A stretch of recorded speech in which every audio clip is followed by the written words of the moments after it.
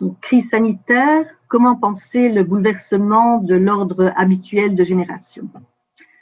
Alors la crise s'est positionnée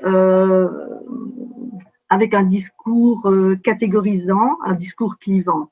Donc il y a les personnes âgées qu'il faut sauver et il y a les jeunes qui doivent se tenir tranquilles. Les uns sont les plus vulnérables au niveau de la santé et les autres, ils ont leur jeunesse pour eux et sont les plus susceptibles de transgresser.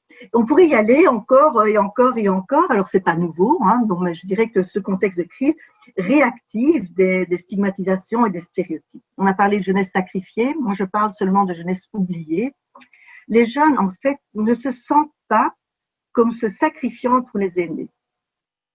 Il s'agit davantage d'une lecture des adultes, des chercheurs, des philosophes, des travailleurs, tout à fait intéressant, qui peuvent en fait l'inscrire dans une perspective plus historique, tandis que eux, en fait, vont pas se vivre comme étant sacrifiés, mais on a pu voir que cette crise a réactivé un altruisme, une réelle attention bienveillante des adolescents à l'égard des aînés, sans qu'ils ne se considèrent ou qu'ils considèrent cela comme étant un choix contraint. Actuellement, dans le débat se jouent les examens en présentiel ou à distance. Et les craintes des jeunes en enseignement supérieur, c'est de contaminer les familles. Donc, ils ont bien intériorisé qu'ils pouvaient être vecteurs de contamination, mais aussi qu'ils sont porteurs d'une solution par rapport à la crise. Donc, par ailleurs, les jeunes ont bien conscience que ça va être difficile après, mais ils n'en veulent pas aux aînés. On n'y voit pas de rancœur et on n'entend pas, enfin moi je n'ai pas entendu jusqu'à présent, laissons-les mourir. Ils sont prêts à beaucoup pour que tous soient sauvés.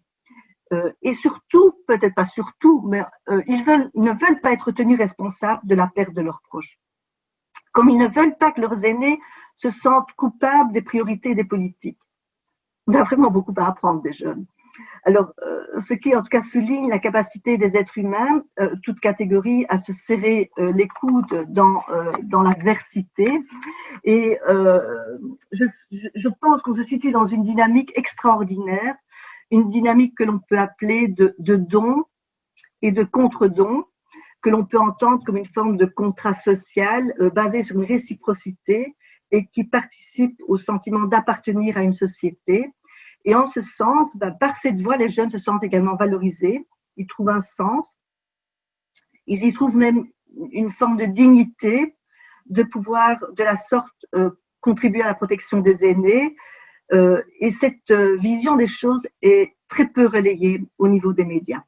Et donc, à nouveau, important de mobiliser et de souligner la mobilisation positive des jeunes à un point tel qu'on ne l'aurait pas imaginé et dans une dynamique de participation à une cause commune.